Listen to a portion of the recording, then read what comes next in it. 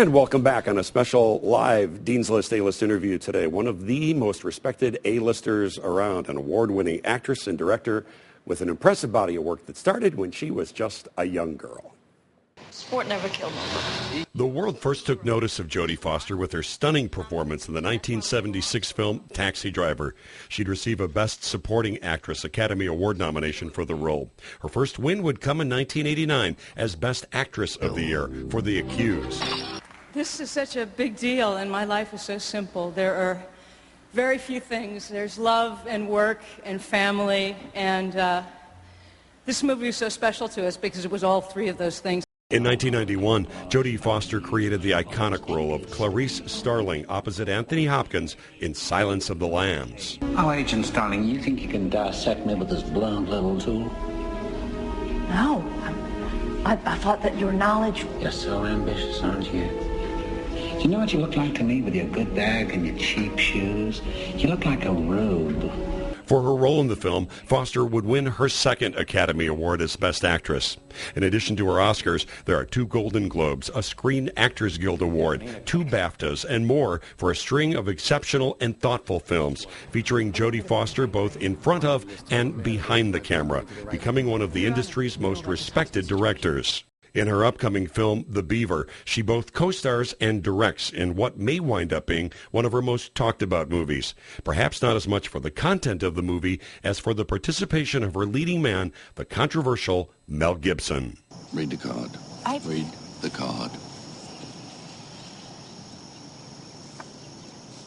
The person who handed you this card is under the care of a prescription puppet designed to help create a psychological distance between himself and the negative aspects. And it is a pleasure to welcome, going from Jodie to Jodie, Jodie Foster. Thanks for being here. Really appreciate it.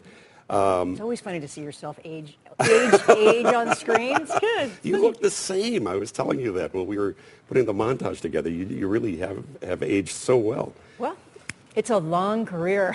It is. I look back and I'm like, wow, 45 years in front of the camera. That's too long to do one job. No, but when you do it as well and as skillfully as you do, which I think people will really notice in this new movie, The Beaver, that has gotten so much talk and so much controversy already so far, partially because of Mel Gibson, but partially because of the premise of this movie.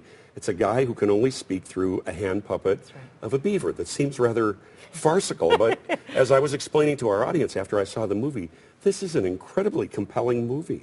Well, I always like to introduce the movie by saying this is not a comedy. And it's important to note because obviously the conceit, a man puts a puppet on his hand, I think you always think it's going to be some kind of a broad comedy. And it does have light touches to it. It starts off very much like he does in some ways, detached and light. And then as time goes on, it gets darker and darker. And it ends up being, I think, a great fable to talk about mental illness.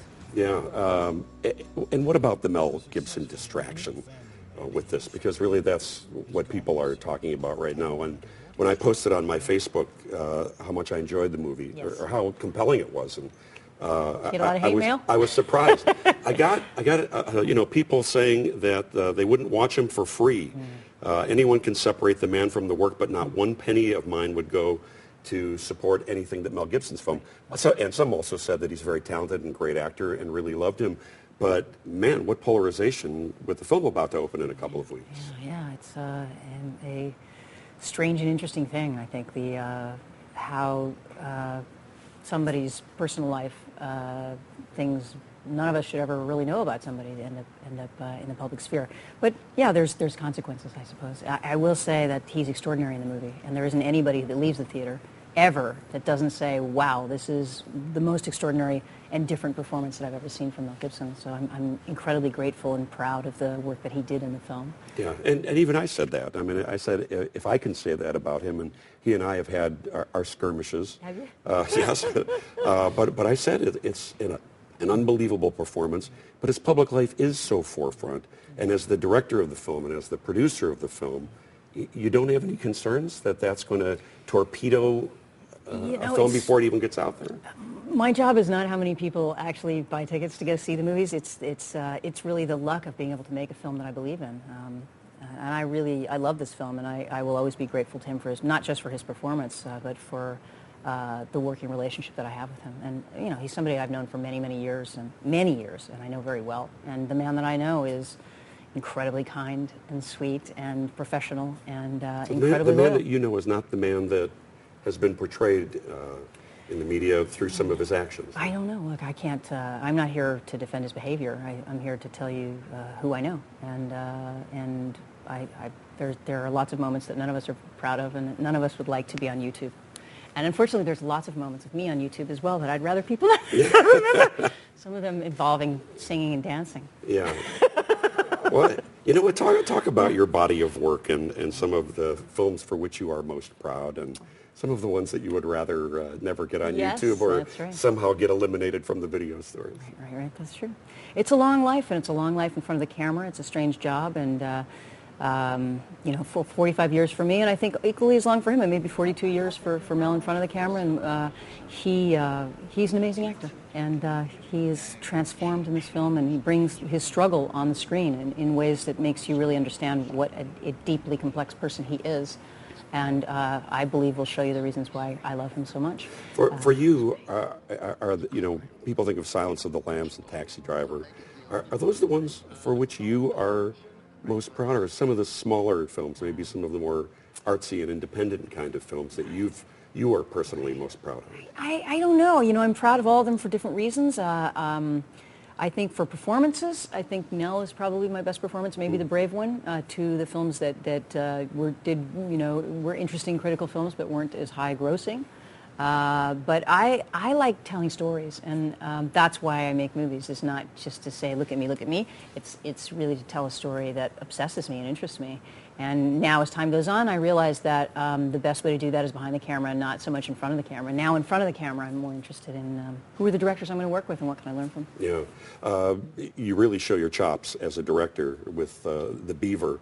But I have to tell you, one of my favorite films that you directed was Home for the Holidays. It remains one of my favorite holiday films of all time. It's not everybody's favorite. I don't know what it says about my, my family life or how much I related to that, but a lot of people certainly relate to the dysfunction in that one. Yeah, I do. I make films about families, and I'm sure if I was to make a film about Martians, it would be about a Martian family.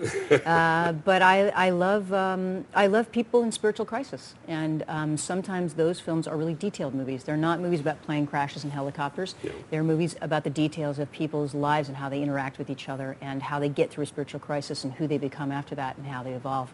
That was true of Little Man Tate, my first film about a 7-year-old spiritual crisis, and I think is true of The Beaver as well, about a spiritual crisis that affects us all.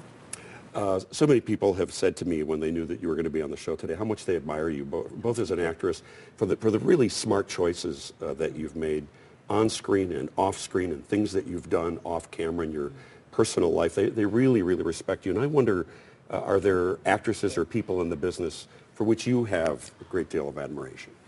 Oh, people that I've worked with.